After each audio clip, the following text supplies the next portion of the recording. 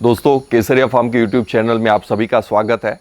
आज हम बात करने जा रहे हैं एक ऐसी मेथड के बारे में जिसे कहते हैं एलन वाइट मेथड। जब भी हम कोई पेड़ लगाएं तो उस पेड़ को ऐसी पद्धति से लगाएं कि उसको जब तक वो जिए तब तक उसको न्यूट्रिशन की कोई कमी ना हो, और जो भी फल उस पे आए वो फल इतने मीठे आए, इतनी क्वालिटी के आए और इतनी क्वांटिटी में भी आए। इन सारी चीज़ों को सहज के एक ऐसी मेथड एलन वाइट ने दी थी। एलन वाइट एक ऐसी लेडी थे जिनकी उम्र 80 साल से ज़्यादा थी। अपने एरिया की सारी कॉम्पिटिशन्स वो जीता करते थे। तो कुछ किसान उनसे मिलने गए, उन्होंने कहा कि जो वैरायटी हम ग्रो कर रहे हैं वही वैरायटी आप ग्रो कर रहे हैं, फिर भी आपकी क्वालिटी और आपकी क्वांटिटी क्यों हमसे बेहतर आ रही है। तो उन्होंने अपना सीक्रेट वहाँ पे शेयर किया। ये सीक्रेट क्या था? वो एक 3 बाय 3 फीट का 1 metre by 1 metre by 1 metre का गहरा गड्ढा बनाते थे, जिसके अंदर जो मिट्टी निकल रही है उसको टॉप सॉइल 1 फीट जो ऊपर की टॉप सॉइल है उसको अलग करते थे, फिर सेकंड 1 फीट का जो लेयर है वो अलग रखते थे, तीसरी 1 फीट अलग रखते थे, और उसको गहरे फिर गड्ढे को जब भरते थे तो उस गड्ढे के अंदर नीचे पहले एयर पॉकेट्स क्रिएट करने के लिए, ताकि उसमें वाटर लॉगिंग ना हो और जो सूक्ष्म जीव हैं उनको रहने के लिए हैबिटेट मिले।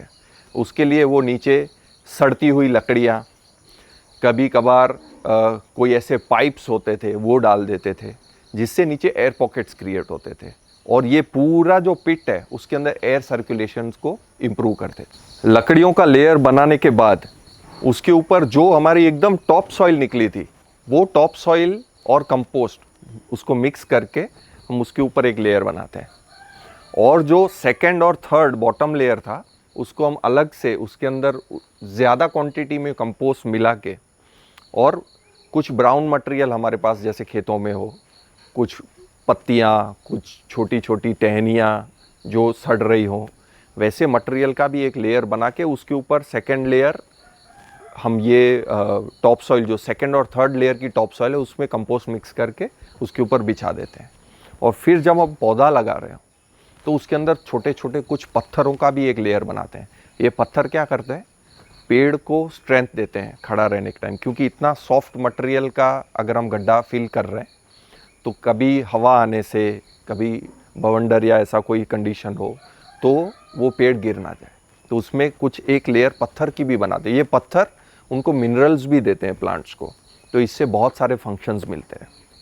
ये करने के बाद जब हम पौधा लगा लेते हैं तो पौधा लगाने के बाद हम उस पर 4 से 6 इंच का एक मल्च का लेयर बनाते हैं, ताकि जो हम पानी दें उसमें वो पानी को धूप से उड़ ना जाए।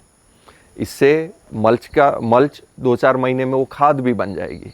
और ये लगाने के साथ में हम उसके चारों कोनों पे लेमन ग्रास या मैक्सिकन सनफ्लावर या नेपियर जैसे बायोमास प्लांट्स लगाते हैं, जिनसे क्या होगा कि हर 2 महीने के बाद हम उसको काट के वहीं पे मल्च करें, तो मल्चिंग हमें बाहर से कहीं लाने की ज़रूरत ना पड़े।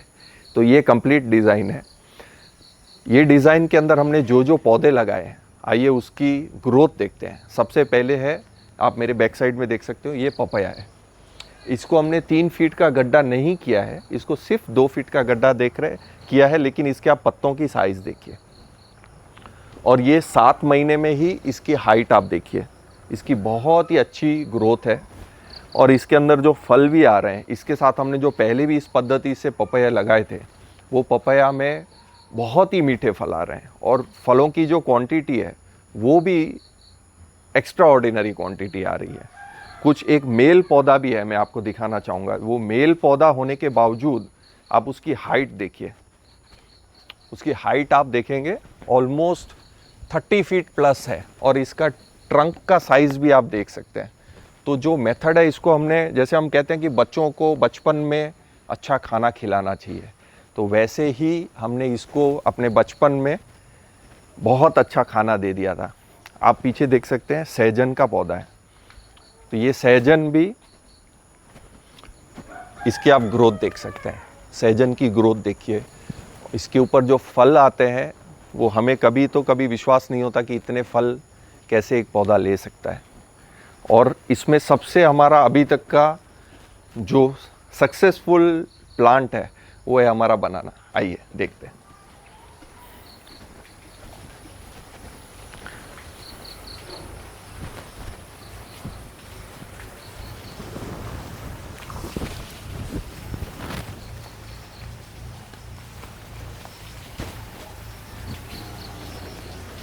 ये है हमारा एलन वाइट पिट मेथड से लगा हुआ बनाना।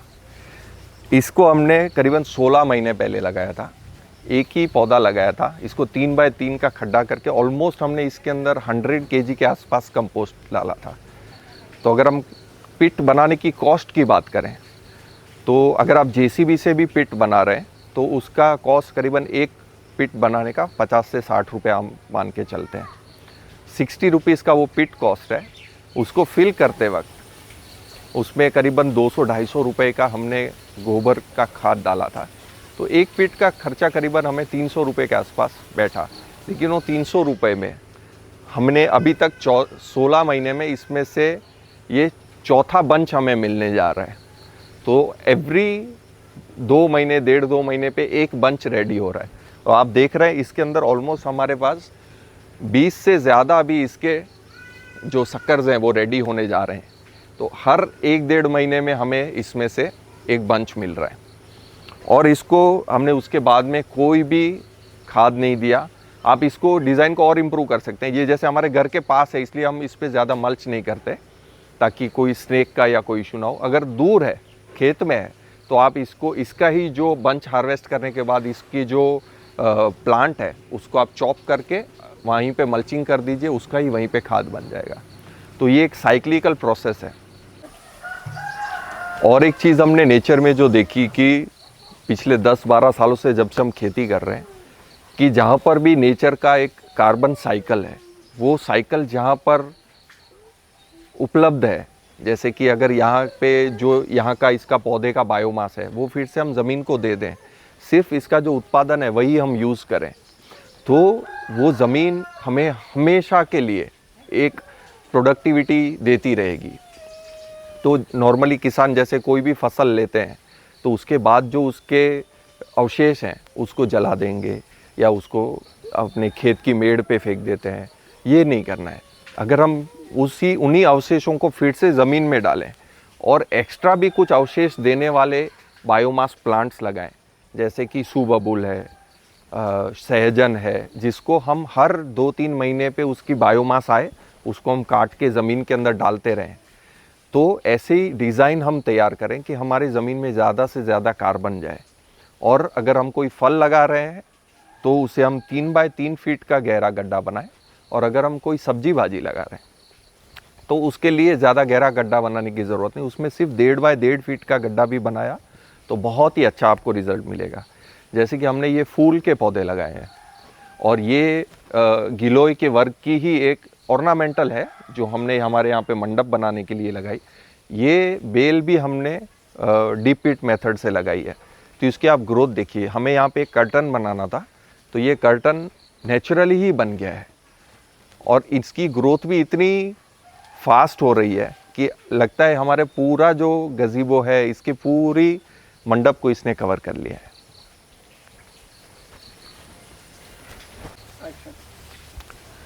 दोस्तों, आज पूरे देश में करोड़ों पेड़ लगाने की ज़रूरत है, लेकिन अगर वो पेड़ लगाते समय हम ज़मीन को तैयार नहीं करेंगे तो वो एफ़र्ट्स हमारे वेस्ट हो जाते हैं। तो एक बार अच्छे से एफ़र्ट्स करके हम पिट बनाएं। और कुछ जगह ऐसी होती है जहाँ पे हम ज़्यादा पानी नहीं दे सकते, तो वहाँ पे हमें नेटिव प्लांट्स लगाने चाहिए। उस एरिया के ऐसे पौधे जो आपको वहाँ के फॉरेस्ट एरियाज़ में दिखेंगे, जो ऐसे एरियाज़ हैं जहाँ पे ह्यूमन एक्सेस नहीं है फिर भी वहाँ पे बिना किसी सपोर्ट के जो पौधे उगते हैं, वैसे पौधे आप उसमें उगाइए। और जहाँ पे आपके खेत हैं, आपके गार्डन्स हैं, आपके आसपास की सोसाइटी, आपके एरियाज़ हैं, वहाँ पर आप ऐसे जहाँ पे आप पानी देने वाले हों वहाँ पे आप ऐसे पौधे लगाइए जिनको केयर चाहिए। तो ये खास ध्यान देना है। नेटिव पौधों का भी उतना ही हमें हमारे डिज़ाइन में उपयोग करना है। और मेथड हमेशा डीप पिट मेथड यूज़ करनी है, क्योंकि ये ऐसी मेथड है जिसमें हम जीवन भर के लिए उस पौधे को पोषण दे देते हैं। तो आशा है आपको इस वीडियो से बहुत सारी जानकारी मिली होगी और ऐसे आपके मित्र जो अभी नए पौधे लगाने जा रहे हों, या अभी बारिश चल रही है, बहुत सारी जगहों पे वृक्षारोपण के मुहिम चल रहे हैं, उन सभी जगह पे ये वीडियोस आप शेयर कीजिए, ताकि ये जो नॉलेज हमें कुदरत ने दिया है ये हम आप तक पहुंचा रहे हैं, और आप इसे और आगे स्प्रेड कीजिए ताकि पूरा देश इस मेथड से लाभ ले सके और पूरा देश हरा भरा हो सके।